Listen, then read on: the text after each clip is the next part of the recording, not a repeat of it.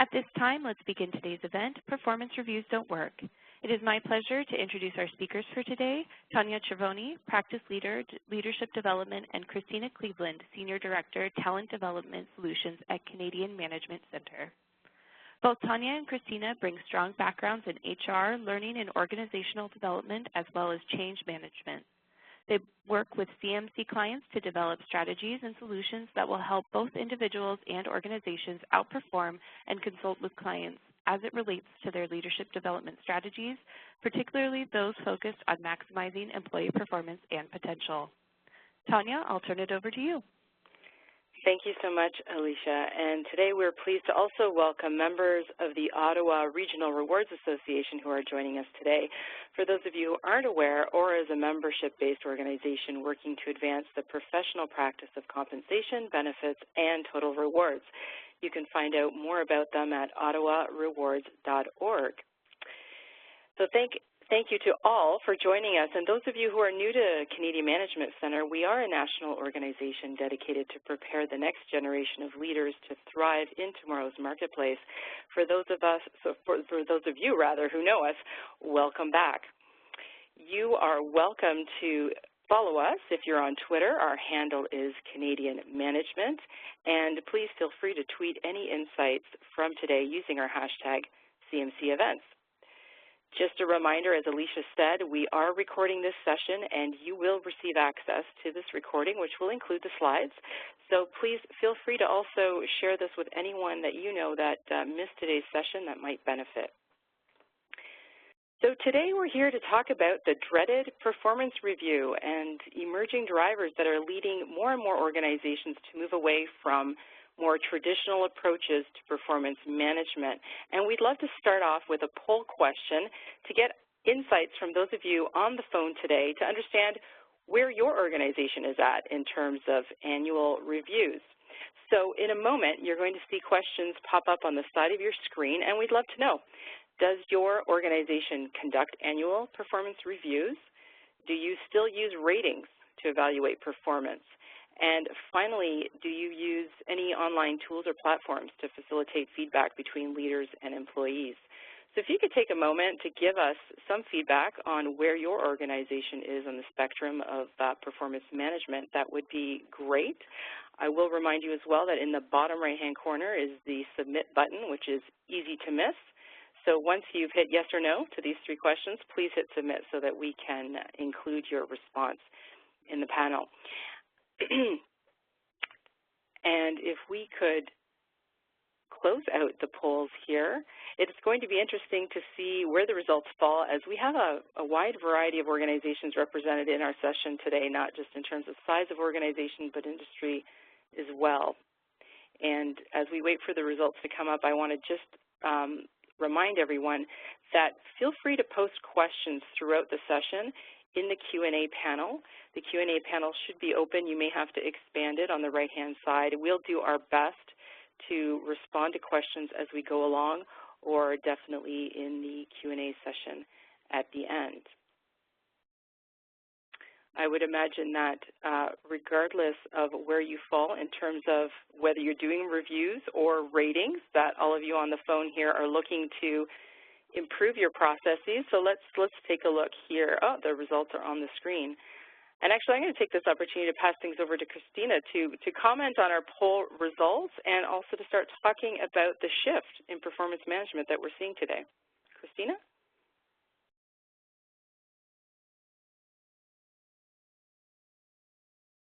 You might be muted, Christina.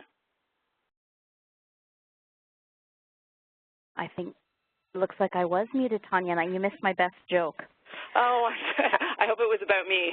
I'm going to say you just can't bring those things back to life. Well, thank you so much, everyone, for taking the time to join us today. We're really excited to dive deeper into today's topic. But just to give you a sense of those of you who are participating today in the responses to the poll, it looks like 89% of those who are participating today indicated that their organization does conduct annual performance reviews. 76% indicate that they still use ratings to evaluate performance. And it looks like about 57% of you do not use an online tool or platform to facilitate feedback between leaders and employees. So I've covered off the majority responses there, but clearly it gives us an indication of the drivers for those of you who want to participate today. We used a headline like performance reviews don't work, and I would imagine that attracted many of you. And what we want to do today is dig a little deeper into details about some of the pain points around the current way that we're conducting and managing performance management in our organizations. So talk about some of the drivers that are influencing a shift in what we're doing, and then also give you a few suggestions and takeaways in terms of what we're seeing from our clients and what are some best practices that are available for you to start to think about, or at least initiate conversations inside your organization, because surely with more than 89% of us still in a framework of annual performance reviews, there's some opportunity for us to evolve our approach. So the slide that we have up now is really just showing us the light at the end of the tunnel, and what that is intended to illustrate is that we're shifting away from traditional performance reviews. So this isn't a new conversation. This conversation started several years ago, but it's continuing to get mainstream attention in the HR and OD communities because some organizations have evolved and advanced their approach and are really exploring and navigating their way through it, and others are still in a mode of trying to bring the organization along in terms of making a shift or a change. But it is anticipated that by the end of this year, the majority of Fortune 500 companies will actually make the shift to evolve what we know as traditional or annual performance reviews. Many of you may have heard of mainstream organizations making this change, people who have advanced HR functions like Microsoft, GE, FedEx, Netflix, Deloitte, Zappos. Many of them have made this transition a few years back and are still settling into a new normal in terms of the processes that they are facilitating inside their organization, and certainly in terms of developing the skills required by leaders to help fill the gap that these annual activities traditionally facilitated. So if we think about performance management of days gone by, really performance reviews were designed to ensure employees were aligned to strategic priorities, right? They were designed to review their performance and provide them an opportunity to comment on how they felt they did and, of course, to get feedback from their leader. And they were also designed to explore development opportunities. So ultimately, the goal was to boost employee performance, to measure the effectiveness, and to inspire employees to grow their skills, to advance their careers, and continue to move the organization forward. But today, organizations are moving away from it because statistics are giving us some indication that they're actually having a negative impact on employees and not necessarily delivering on the results that we had hoped. So I'm going to touch on a few statistics that are sort of available in the mainstream market right now. And the first one is that 1/3 of performance reviews actually result in decreased employee performance. So if you think about your own experience with performance reviews, have you ever felt worse after a performance review conversation than that you did when you actually went into the conversation? Or have you ever been in a situation where you were blindsided by feedback from a leader where you found out when it was almost too late for you to do anything that they didn't like the way you had handled something or approached a particular situation? And more there are individuals who are engaging in these conversations and having this type of impact, and we're finding that it's actually decreasing employee performance. The second statistic we wanted to share with you is that 60% indicate that they haven't received useful feedback in the past 6 months. And I just want to place some emphasis on the word useful, because you think about feedback that is useful to us, it's feedback that helps you learn, helps you grow, helps you get better. And Zenger-Folkman released a study that showed that 56% of people actually prefer constructive feedback over praise. So we shy away from wanting to provide constructive feedback. We don't want to hurt people's feelings. We don't know how they're going to respond to us. But what that validates for us is that it's not the what, but the how in terms of how the feedback is delivered. And when there's a time lag between a situation and then actually receiving the feedback, it reduces the effectiveness of the feedback and the actual impact that the feedback can have in changing behaviors or improving performance. The third one statistic that we wanted to share with you comes out of a recent Gallup report that was titled Re-engineering Performance Management. And what that showed us was that only 14% agree, or strongly agree rather, that their performance reviews help them to improve or inspire them to improve. So think about the amount of time, effort, money that your organization is spending on initiating these annual performance reviews. So again, 89% of you are participating today indicated that you're conducting annual reviews. And you think about the cost associated with doing something like that. and the dismal statistics that we just shared with you that paint a picture of the opposite effect of what we're trying to facilitate, it really is no wonder why the game is changing in terms of performance reviews and how we traditionally understood them. The Corporate Executive Board research actually found that more than 9 in 10 managers are dissatisfied with how their companies conduct annual performance reviews. And it shows up on employee engagement surveys, it shows up in leadership development programs, it shows up in every opportunity that somebody has about conducting annual performance reviews. There's a general dissatisfaction amongst leaders and employees. So what we're going to transition to is to talking about some of the drivers for why people are making this shift or why organizations are transitioning. And so what you see in front of you right now is in fact a brain. It looks like a piece of bubble gum, but it is a brain, and he's unhappy. And the reason for that is because, as it turns out, revelations in neuroscience are giving us the insights that our brains actually hate performance reviews. And I know, hate's a pretty strong word, but the reason that we use it is to evoke that emotional response in individuals, because there is a significant psychological impact of performance reviews and of the specifically tied to the idea of ratings. So being ranked or being rated actually provokes a fight or flight response in individuals and triggers that within our brains, which actually gets in the way of thoughtful and reflective performance conversations. For those of you who are participating in these annual reviews, whether you're conducting them or whether you're on the receiving end, there is generally a level of emotion and anxiety going into some of these conversations. And the trigger for it is really, again, that psychological impact that being rated initiates this threat response, which can create anxiety, it can create compromised listening, it shuts down our ability to be effective and being able to actually respond in the moment if we don't agree with something, and it can often provoke defensiveness between individuals. So it ends up having a negative effect, an impact that erodes the intention of what's supposed to be a collaborative and meaningful dialogue. So if you consider the threat response being triggered in a manager or an employee relationship that's already somewhat strained, where there may be low trust or there may be a history of some challenging conversations, certainly we're not able to get to the finish line in our intentions of a positive and collaborative dialogue because both parties are feeling resistant. Which leads us into the second driver, which is that expressed frustration from employees and leaders. Many are complaining that it's a cumbersome process. There's a lot of forms that are involved. Sort of feels like the annual report card that leaders are being required to facilitate. And the annual process really limits the frequency.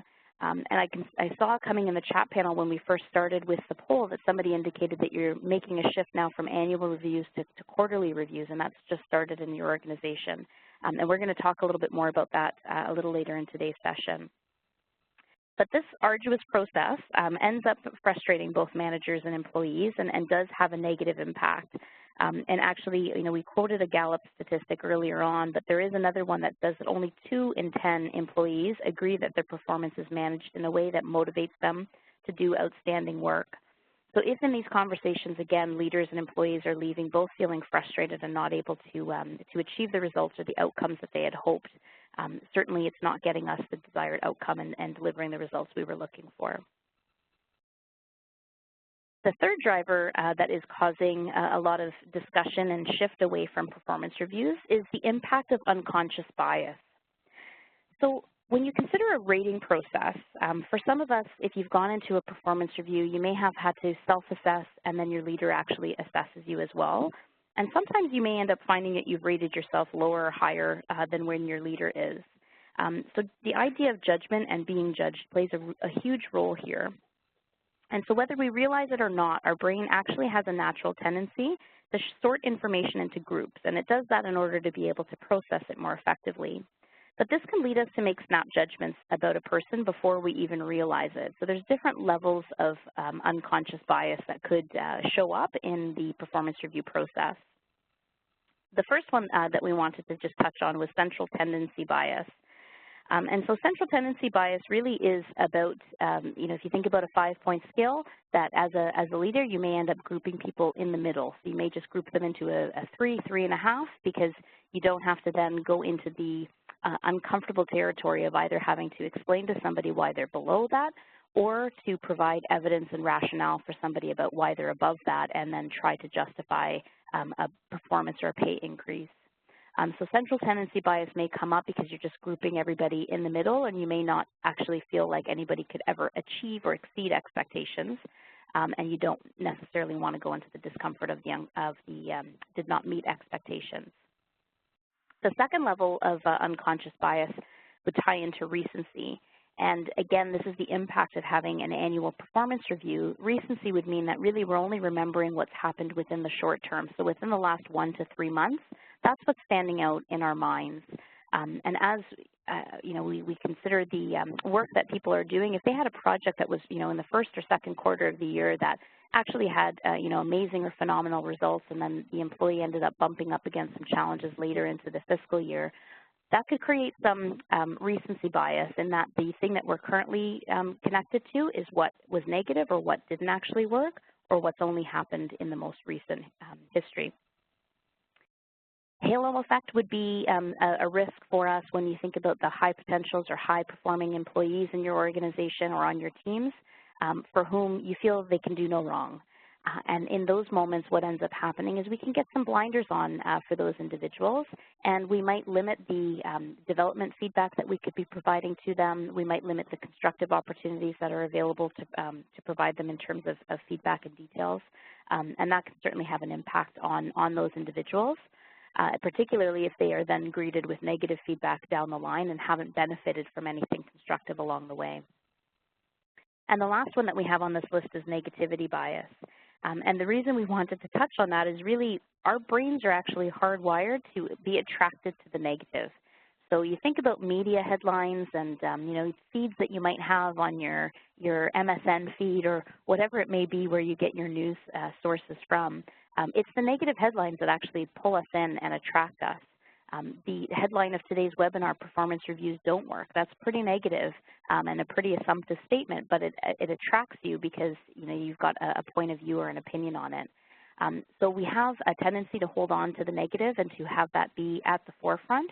So it's really important to be able to understand that we don't want to operate from a fixed mindset, we want to operate from a growth mindset.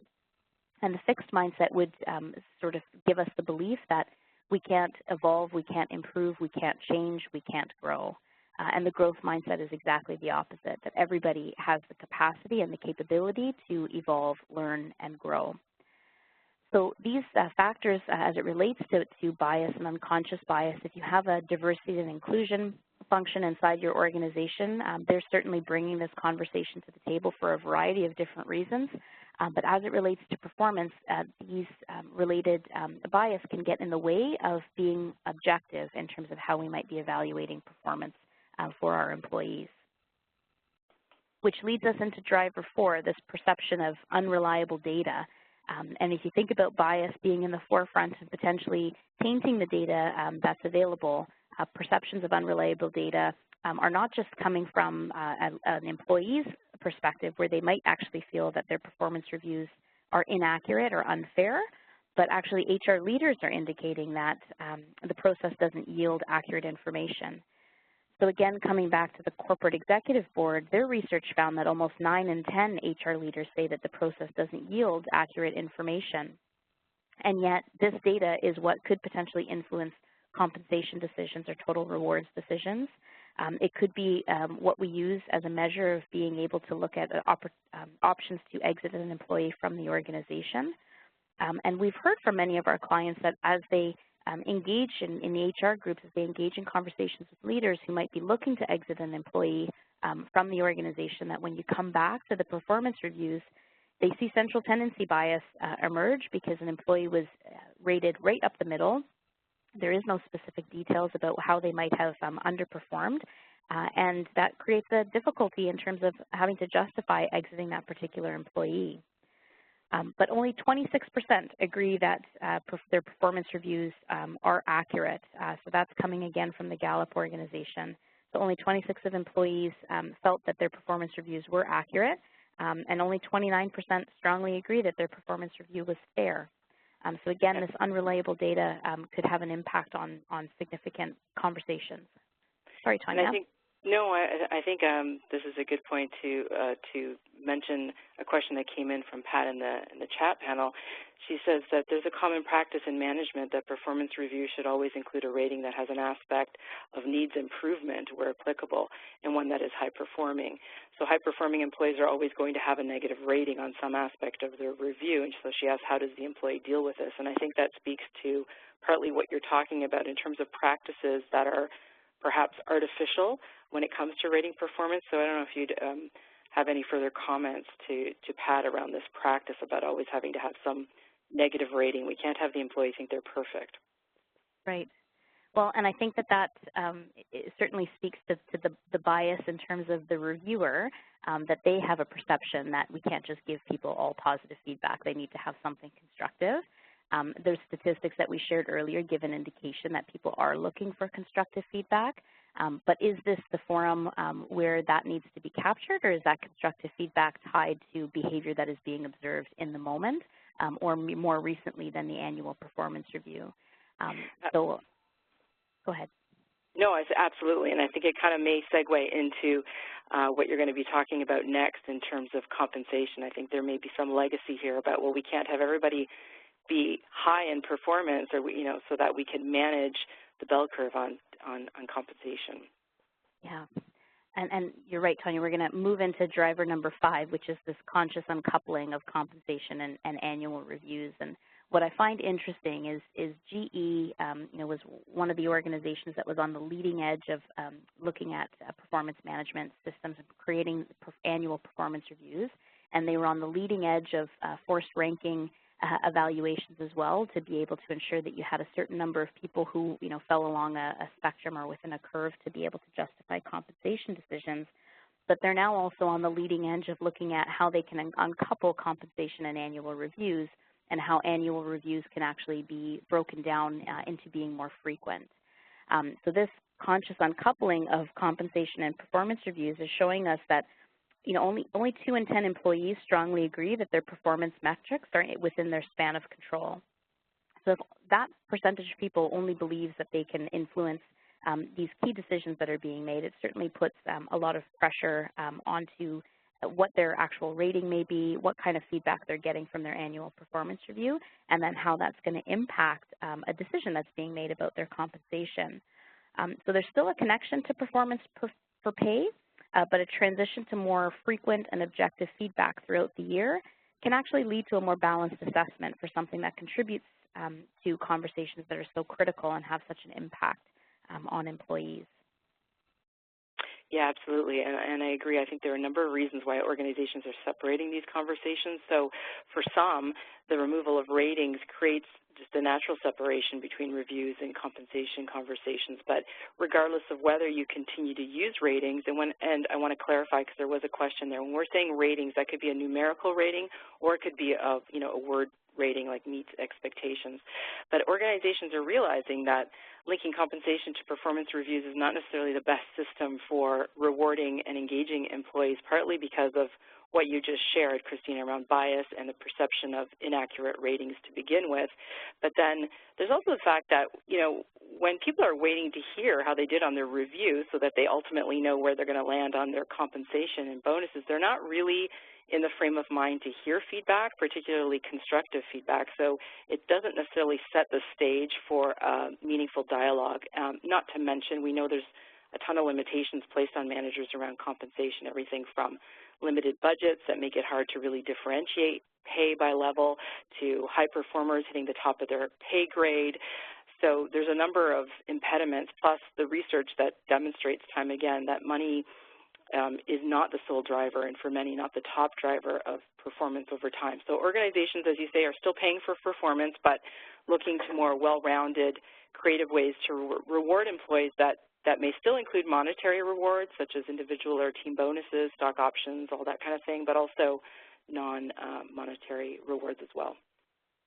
Definitely. And most organizations, or the organizations that are in a competitive position to be able to attract, engage, and retain their top talent, are offering a rich compensation mix. So they're looking at variable pay incentives that are going to help them drive results. And you mentioned a couple of them too, Tanya, whether that's a spot bonus or a team incentive, a project bonus, commissions, quarterly bonuses, etc. But I also just want to, again, reinforce the point that we're making, which is that, we're not saying that pay isn't important, but we are saying that the conversations are shifting to decouple them from just the annual review and to be based on more beyond that, and actually to link pay raises to performance. So what I've got up on the screen now in front of you is just a recent release from PayScale, which was a compensation best practices report. So mostly, U.S. data, but there was a significant percentage of Canadian contributions to this survey as well. And these are the top 5 reasons for raises in 2016. So you can still see performances rating on top of that. Retention coming in at the second at 42%, market adjustments at 37%, cost of living adjustments still in there at 34%, and then internal pay equity at 26%. So the conversations, again, around compensation are evolving so that the pay raises that are tied into performance are being used as a way to accomplish business objectives. And there's more of a focus on prioritizing your compensation spend, certainly. There's more attention being paid by executive teams into this, and looking at how you define create a defined compensation strategy that's going to support and enable the talent strategy, which ultimately rolls up into the strategic priorities for the organization. So business objectives are driving the talent strategy. I'm sorry to interrupt. I just think that point there may respond to a question here from Vicki saying that she's, they've stopped using ratings and they're trying to uncouple compensation from performance reviews. And if we do, what do we base salary and increases on? So I think your point there about it really gets back to what you're trying to incent. So some organizations, some of our client organizations, we're seeing that in terms of the annual increase, it's like cost of living, and then they're moving more to those variable incentives, so either, bonuses at the team level or things that are being rewarded at the, different times of the year to reflect project achievement and goal achievement, and not just sort of like one annual sweeping raise or no raise kind of thing. Oh, exactly. All right, driver number 6. The evolution of feedback from one to many conversations. So workplace demographics have largely influenced the shift. And it's not all about millennials and Gen Z coming into the workforce, but they certainly have been more vocal about their need for more frequent and regular feedback. But actually, as it turns out, tying this back to the neuroscience component at the beginning in terms of our brains, we actually crave regular feedback. We want to know how we're doing. We want more than an annual meeting. And this Gallup poll again, and we'll share the link with you on where you can access this research report that I keep referencing. But it indicates that employees who receive daily feedback from their leader are 3 times more likely to be engaged than those who receive feedback once a year or less. So 3 times more likely to be engaged is a significant driver to consider more frequent and ongoing performance conversations. And many organizations are actually using technology-enabled solutions to help them facilitate feedback. So in some cases, it could be, online platforms where you have the opportunity to be able to provide status updates on projects that you're working on, and you have peer-to-peer review or feedback that they can like something, they can comment on it, they can, cheer for you, whatever it may be or however it may look like. But that's helping to facilitate conversations and feedback that is more than just employee to leader or leader to employee, but also more well-rounded conversations that engage feedback from peers, from clients potentially, and other individuals that you may be working with. So I did find it interesting today when we asked about whether or not you use an online tool or platform to help facilitate annual reviews. More than half of you indicated that you don't currently, but 37% of you indicated that you do. So would love to hear any comments from you in the chat panel in terms of how that's working for you or what platform you're using. But I did make a reference to the generational shift, and so I would be remiss if I didn't touch on the fact that if we look at the workplace then and now, and we consider where people are in terms of what they're looking for from their work environments, people are certainly more aligned to wanting more purpose in their work. They're looking for meaningful work.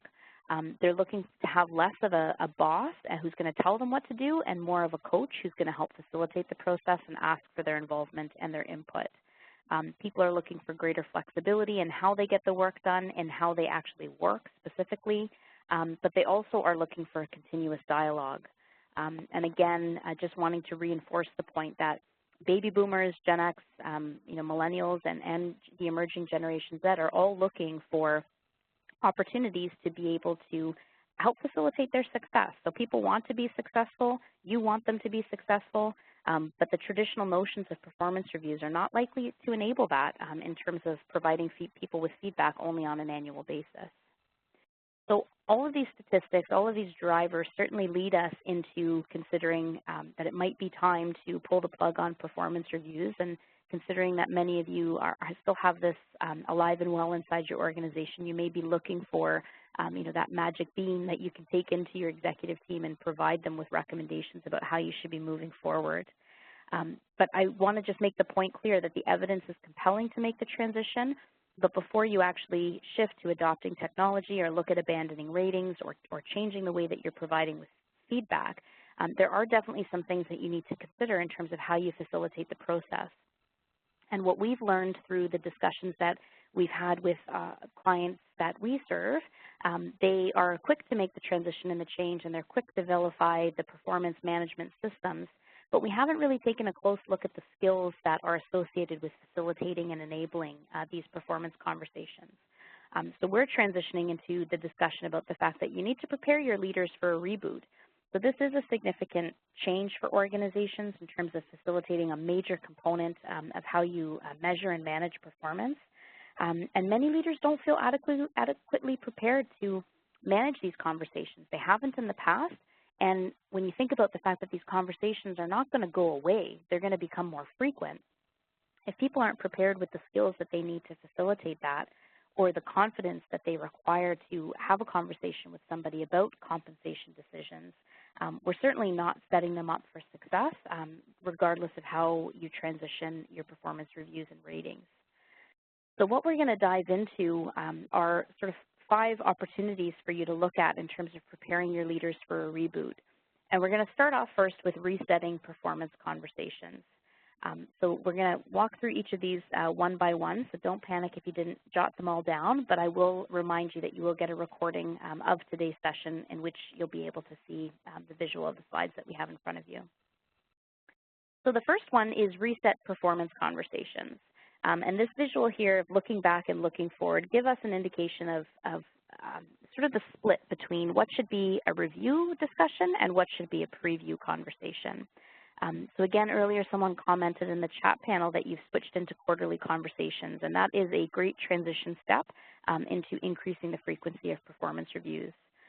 But what we're seeing too for our clients is that the focus of these discussions tend to be 25% focused on reflection. So 25% looking back, a review of the past quarter, and then 75% are focused on looking ahead or preview conversations, where you're looking at what needs to be achieved in the upcoming quarter, talking more about how somebody is going to actually facilitate that and what support they need in order to be able to get there.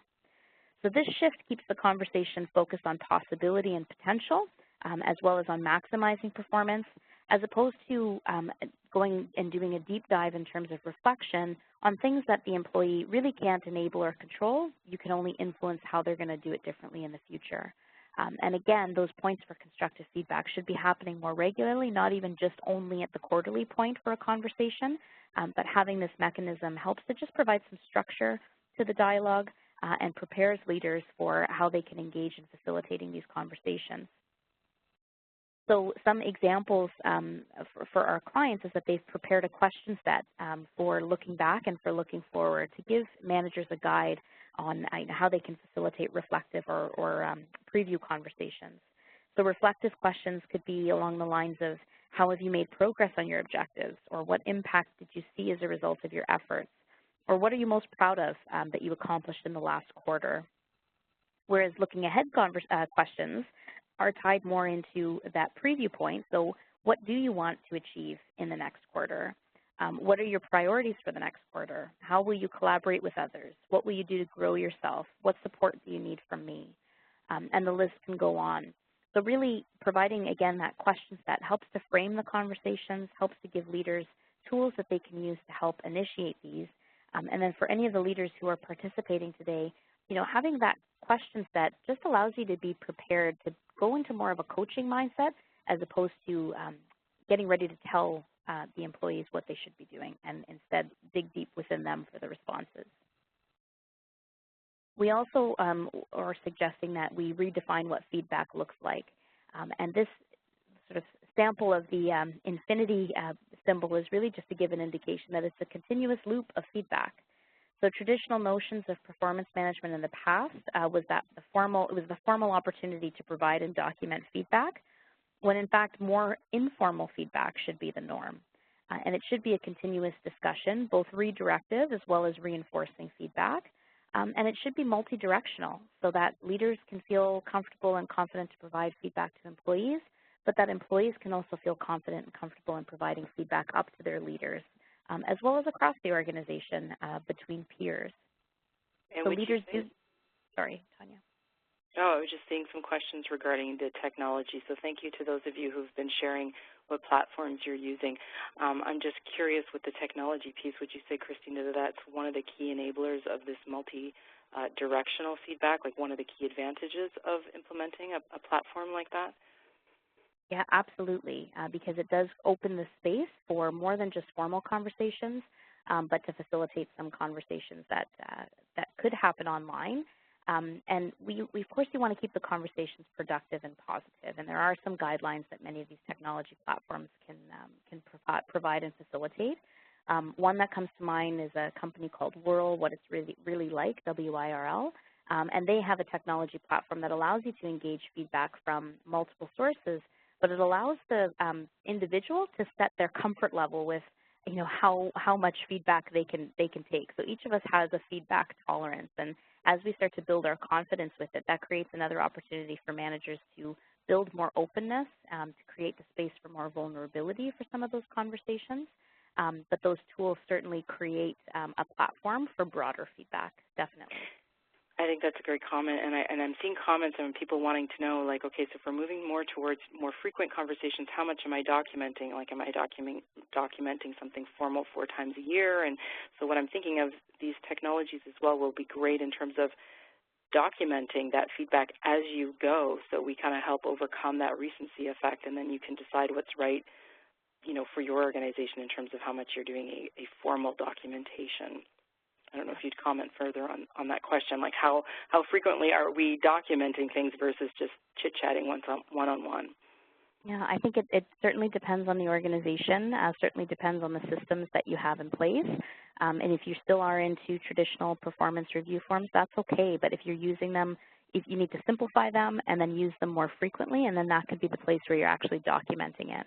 But they don't have to be, long essays of details and specifics. Like, you want to have the questions framed and then have the results of the conversations as well.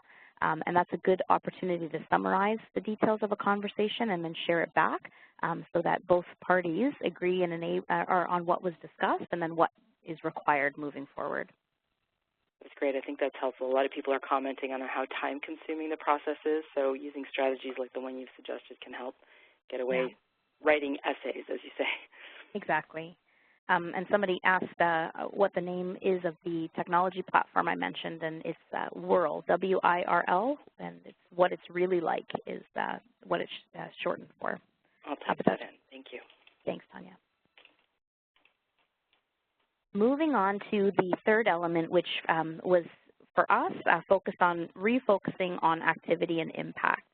And the reason that we have identified it in this way is because we want to get away from the laundry list of all of the accomplishments or the things that somebody actually achieved. They certainly need to be documented in terms of activity, but you want to focus on the impact of that activity because that helps to tie people into the alignment for the organization and how they're contributing to the overall vision and purpose for the company or the strategic priorities and objectives for the organization.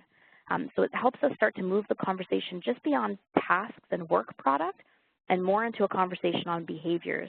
So it's not just the what you did, it's how you did it and what the result was. So this connection to impact is important to facilitate more discussion, again, on how work fits into the focus of the organization, And we know that that's a critical component of engagement.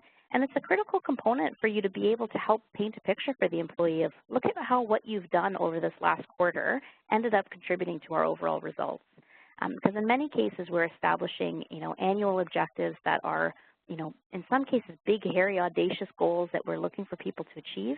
And sometimes they feel badly at the end of the year that they didn't get to them because they were distracted by other strategic priorities or initiatives or other things that came up that you as their leader may have agreed they needed to redirect their focus to. So how do we refocus them on what it is that they're actually getting done, how they're doing it, and what the impact is for the organization? Which brings me to wanting to talk about reevaluating objectives and the fact that I know I mentioned that many organizations are revisiting how they set objectives because in some cases our goals are not agile enough to accommodate working in a VUCA environment. So that term VUCA is meaning volatile, uncertain, complex, and ambiguous. Because our world is constantly changing. Our organizations are reorging more than we're orging. The environment that we're in may limit the ability to set longer-term objectives that can really stick. So it's important that an agile goal process is aligned to quarterly check-ins that are there to reset on priority areas and to make sure that people are focused on the things that are most meaningful and relevant to achieving the results that the organization is striving to achieve. And then the final one is rebuilding their competence and confidence. And we're going to open it up to a poll very shortly. But just positioning the idea of rebuilding competence and confidence, performance conversations are hard, full stop. They are difficult because you are put in a situation where you're judging other people's work and the other individual is feeling judged. So in some cases, you may be building the skill for leaders in your organization. In other cases, you may be rebuilding the skill. But we're all unique. We're all different. And this call on for performance conversations really draws on our emotional intelligence reserves to put us in a position to adapt our approach to maximize the performance and potential of our teams. And confidence comes from practice and guided practice at that. And we really need to evaluate where leaders are in terms of their comfort level in having these conversations, but also for employees to enable them with the skills so that they can assert themselves in these discussions. They can help lead some of these conversations, and that they have an opportunity, too, to provide feedback on things that are impacting them so that these conversations can happen together with leaders and employees, and they don't fall on HR's lap to be able to deal with when we can't get the two communicating and collaborating. So I think what we want to do is shift into getting some feedback from you on this very topic in terms of what percentage of leaders in your organization have the skill and confidence to navigate performance conversations today. So the poll is going to open up again on the right-hand side of your screen as it did before. And as Tanya mentioned, once you assess your response, just make sure you click on the Submit button. But the options we've given you there in terms of percentage of your leaders are less than 10%, 11 to 25%, 26 to 50, or more than half of the leaders inside your organization have the skill and confidence to navigate performance conversations. So really interested to see how those of you on the phone today or on the line today are assessing this because we do have another statistic to share with you in terms of recent data that indicates what percentage of leaders are in fact declaring that they feel like they have the skill and confidence to navigate these performance conversations. Alicia, if we could close the polls. Yes, sorry, Alicia, we could close the polls. I was just simply going to say it's somewhat fascinating because performance management is not new. We've been doing this since, I think, since the early 90s, and it sometimes only seems to be getting harder, and for all the reasons you described and for all the changes in businesses. So it will be interesting to see the perception of our participants today. Yeah, and so as that result's coming in, Tanya, there's one, I was just looking at the chat panel, and one person, Christina, mentioned that their online tool allows for points of contacts for reviews during the year and then moves them into a final sort of review. So the process is back and forth until the final review, in which case there ends up being no surprises at the end. And that's a beautiful system in terms of being able to manage and map out the impact for individuals. But I think we've got the results of the poll. Do we, Tanya? We do, and it looks like the majority of folks on the line at 34% are saying that somewhere between 26 and 50% of their leaders have the skill and confidence to navigate performance conversations, followed closely by 30% saying it's 11 to 25%, and only 14% saying that more than 50% of their leaders have that skill and confidence, which, if we move over to the next slide, is definitely more optimistic than what's coming out of the corporate executive board. Here they tell us that only 5% of managers are able to effectively manage performance conversations. Now, the reasons for this can be several, everything from feeling overwhelmed. We know that managers aren't spending 100% of their time simply managing. They have a day job as well. To not having had perhaps great role models themselves. So oftentimes we're not taught to have these conversations, so we look to our manager to learn how to do that, and if we're not getting those examples, we will struggle. And then to your point, Christina, just the emotional intelligence factor, the emotions that creep in for ourselves as givers of feedback, but also recipients of feedback. So several reasons lead us to be uncomfortable and lacking confidence, but because of that, we've leaned, as you said, towards vilifying the performance reviews themselves or the ratings, when in fact, when we remove that from the equation, we still have a significant challenge ahead of us in transitioning specifically managers into being coaches.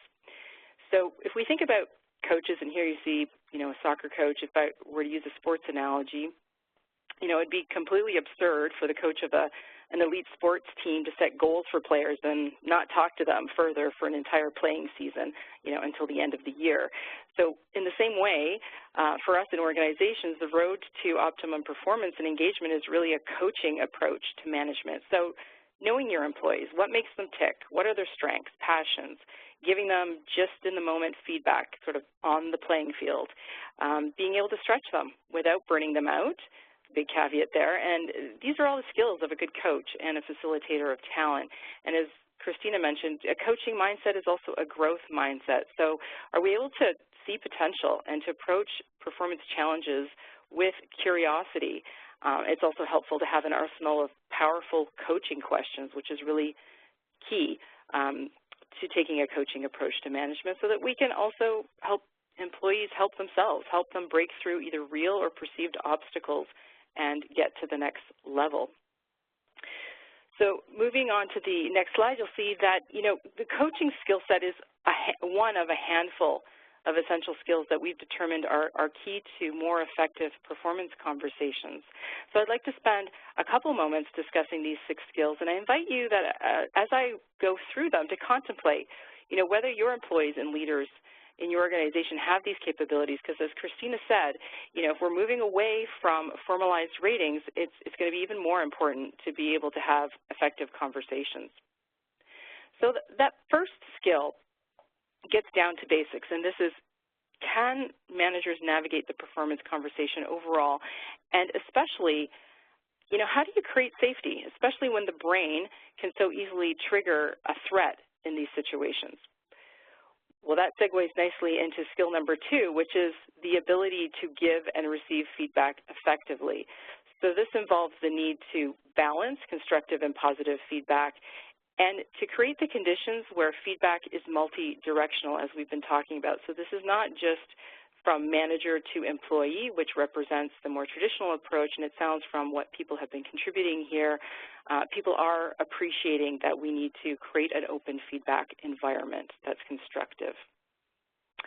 Then, of course, there is coaching for growth. I just finished talking a bit about coaching, but as Christina mentioned, the emphasis here is to shift where we focus the conversation. So more time spent looking forward, anticipating how we're going to succeed, and less time looking backwards in the rearview mirror as to what worked or what didn't work.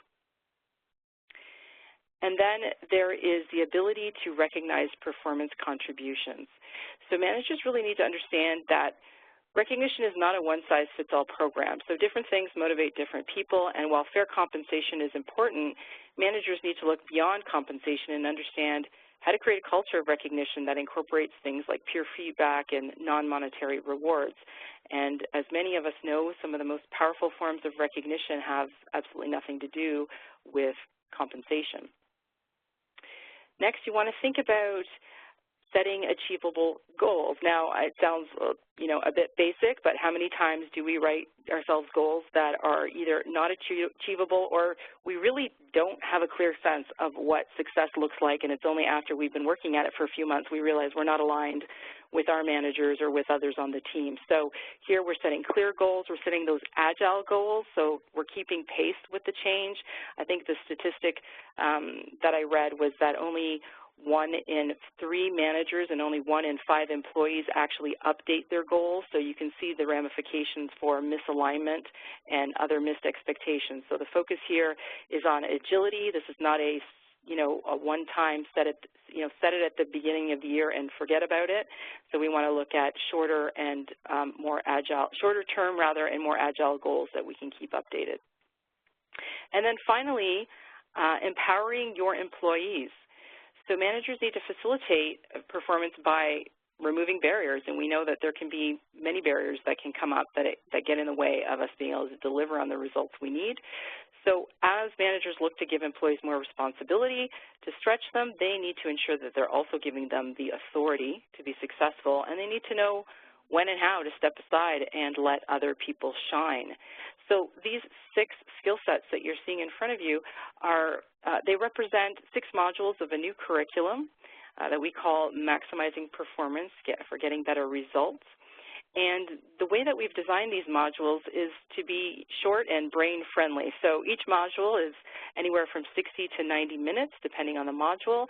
They can be taken in any order and a pace that works for you, either live online like we're doing today or in a classroom. They can be facilitated by us at CMC, or they can be purchased by your organization to do it in-house. And regardless of where you are on the performance management continuum, these skills are those that will allow your leaders and employees to engage in, authentic, productive, safe performance conversations. So if you want more information, invite you to check out our website at cmcoutperform.com/performance-management. But before we wrap up, we'd love to hear from you. So what insights have you gathered from our conversation? What are you doing differently? Where are you stuck? Again, we welcome you to share your thoughts in the chat panel and send them to all panelists. And I'm going to go back, while we wait for some folks to share with us, I'm going to go back to one of the questions that I saw. And I'm going to direct this one to you, Christina. And Scott asks, it is challenging to give feedback when there is a zero budget available for performance raises or even cost of living raises. Any tips for a zero increase budget organization? Yeah, Scott, thanks for asking the question, and I think that is just a real challenge for many organizations in the current market conditions that we've been dealing with, and certainly the period of uncertainty that we're emerging from. So many organizations are taking an approach of being more transparent about the restrictive budgets or challenges that may exist. And really at this point, it's about appealing to employees about where you currently are as an organization, where you need to get to, and what that's going to translate to in terms of when you're going to be able to compensate them differently. But Tanya made a point earlier, which is that it's not always just about money, and specifically just base pay. There are other opportunities, and I'm not even dollars related, that you can provide to your employees, whether that's learning and growth opportunities, stretch assignments that they may be able to take on, new challenges that they can absorb within a particular role, opportunities to explore different partnerships that might help to contribute to their growth and their development, and being, again, transparent about it. And those are hard conversations to have, and particularly difficult to have with individuals who are working at full capacity, and there's a concern certainly for them leaving the organization because of that reason. But if you're keeping them engaged and you're giving them opportunities to make a meaningful contribution, if we come back to what's driving people in the workplace today, and that visual slide that we had about the workplace now, benefiting from feedback, benefiting from coaching, growing, learning, taking on new assignments is something that is of interest to many individuals, and not all people are solely loaded or motivated by funds. But I can appreciate that is a real challenge for many organizations, our clients included. And so, you've got to find creative ways, and engaging leaders for their feedback, or engaging employees to find out what they'd like instead may be an option for you. That's great. Thank you so much. And I'm seeing the questions come in now, and some comments Brent shares that we put more focus on the development plan rather than the actual performance review, which does look forward more than back, so congratulations. That sounds great. One more question here. Patricia asks, she mentions, I love your ideas. How much time will we have to spend to apply all these new ideas? How can I sell this to management? So any final tips on how to package all this up to convince management it's time for change? So I will answer we'll come back and respond to that question. I don't want to lose sight of the fact that some people have also asked about some different platform tools for gathering online feedback. And I know we mentioned Whirl, what it's really like. There's also organizations like WorkTango or Halogen, or I think they're now Saba Halogen, who offer cloud-based solutions or software solutions that will allow you to facilitate more real-time feedback from employees. So I would encourage you to check those organizations out.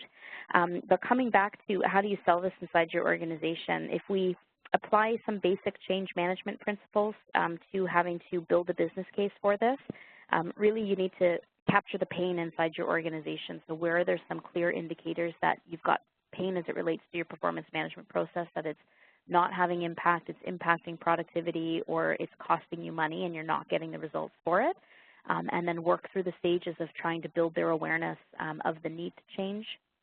What is the industry, what is market research telling us? What are your competitors potentially doing as it relates to performance management that might capture their attention for why they're getting different results than you may be? So really look at that to try and build the business case and heighten their awareness of the need to change.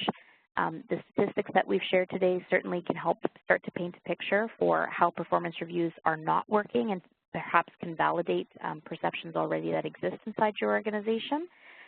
But then you've got to build a plan that's going to be customized to your organization about, what's the short list of the 2, 3, 4 things that we're going to need to be able to do to help start to facilitate a change. And you can have a short-term focus and a long-term focus. The short term could be that you're going to transition away from annual performance reviews and start merging people into quarterly performance conversations. Then it could be that you're going to work on some skill building for employees and leaders inside your organization and so on. So it's really going to depend on your organization and how you typically communicate this up, but I think building the business case to heighten their awareness of the need and opportunity to change and what result that's going to deliver instead. Thank you so much, Christine. And I think that last part around the communication and the change management and the training you need might respond to Barbara, who asks, how do you deal with managers who just don't want to engage in any kind of performance? And I think a lot of times underneath that is a lack of skill and confidence.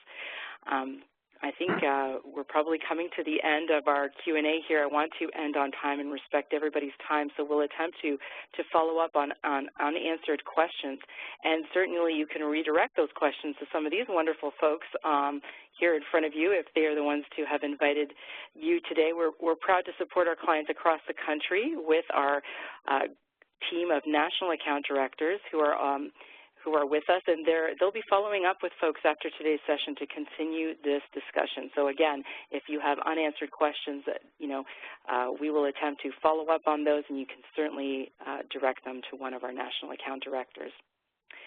Finally, for just additional free resources and other thought leadership on emerging trends, we welcome you to visit our website at cmcoutperform.com.